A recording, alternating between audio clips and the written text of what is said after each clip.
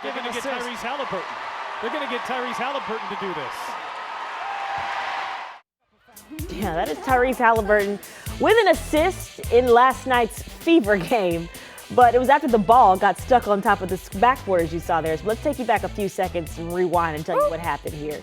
Yeah, so Aaliyah Boston tied up under the hoop.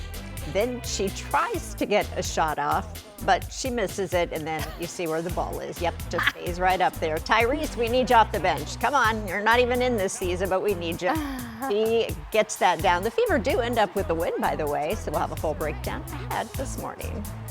Let's start you out with a look of Indianapolis this morning. In downtown, the sun has started to come up on what will be a nice, beautiful, calm, clear day to start. It is 6:01 on your Tuesday morning. Thought we might have some fog to start our day, but it's looking pretty clear out in downtown Indianapolis at least. Yeah, it is very nice and expected to be a great day. Nice to have Jalea back and Lindsay in with us this morning. But yesterday I took the dog out in the late afternoon and I went, oh, I might need a jacket. I couldn't believe how chilly it was. It was, yeah, like sweatshirt weather yesterday, and even out there this morning. Maybe some sleeves because we are running even cooler than where we were this time yesterday by about 14 degrees. That's pretty significant, the drop there. And that's because of a couple things. Of course, this time yesterday, we had some rain in northern Indiana. That kept the temperature down there because we were in the upper 60s from Indianapolis over to Richmond and down to Bloomington and Bedford. And today, that is not the case. We are running a lot cooler than this time yesterday, and that puts most of our temperatures now in the 50s. Check this out. We'll head up to the northern tier of the state where Huntington is now down to 54. Kokomo is at 54, Sharpsville 55, down along central Indiana, the I-70 corridor, Richmond and Cambridge City down to 55. Now Pendleton, same deal. McCordsville the mid-50s and officially 56 at the Indianapolis International Airport. We've been watching these temperatures in southern Indiana drop into the 50s as well, from Bloomington to Edinburgh and Shelbyville at 57 with that northerly breeze out there this morning, ushering in that drier, cooler air mass for us. So once we get through the morning, we'll head into the afternoon and temperatures will rebound. Still going to be below average today, but with sunshine and upper 70s, it's going to be feeling pretty good later today, even into the low 80s across the southern tier of the state. We've got some showers and even some storms coming up in your forecast starting Wednesday night, really through Friday. We'll break down the latest timeline on all that coming up. But at 6:02, we will get you updated on the traffic center. Yeah, we've been watching some areas across central Indiana, seeing some of that areas of fog, but they've really kind of pushed out of the Indianapolis metro, exiting kind of the northeastern tier of the state. So really a non-issue for us, which is a good thing as we await the sun coming up. And a lot of these overnight construction projects now wrapping up as well. So all lanes of I-74 over here near State Road 267 back open as of right now. That did cause a little bit of a delay earlier this morning, but now things are looking pretty good. We'll take you up to the northeast side, a quick check on the 465 corridor here at I-69. Also some smooth sailing, so some good news. We'll keep you posted on your road conditions and any new delays that develop through the morning. Thank you, Lindsay. In just a few hours, the trial for a mom charged in the death of her 5-year-old daughter continues. Toni McClure is the woman at the center of this and will soon learn her fate in front of a jury.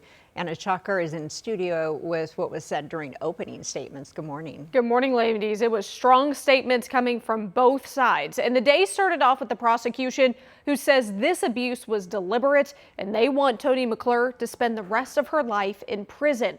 Our cameras could only be there for those opening statements, but afterwards the jury heard the 911 call McClure made when Kinsley died, and they also saw the police body cam video where she lied about Kinsley being with her father. The prosecution says the jury will also see hundreds of messages that document this abuse and the decline of Kinsley before her death.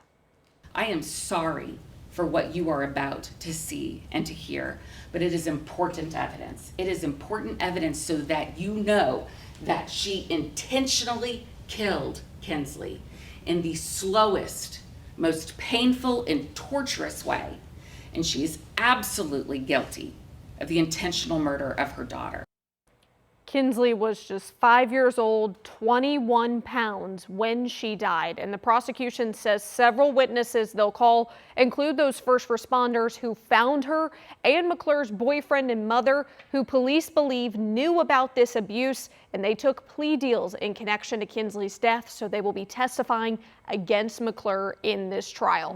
Now we'll go over to the defense's side, where their opening statements really started in a way you probably wouldn't expect a defense to start it up. So coming up, we'll explain the background that they're going into this of McClure's life, how they believe we got to this point, but also why they're saying the jury just needs to look at the facts as they're going through these next couple of weeks. All right, thank you, Anna. And Kinsley's death led to what's called Kinsley's Law.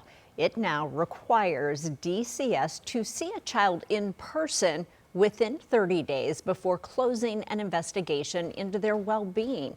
The governor signed that bill into law last month. Happening today, the suspect in a deadly hit and run last month is expected in court this morning. Jalen Donahue is charged with leaving the scene of an accident that resulted in death and reckless homicide. Court documents say security video showed the suspect's Cadillac swerve around a Jeep speeding, hit 58-year-old Ann Torres on May 10th, and then keep driving.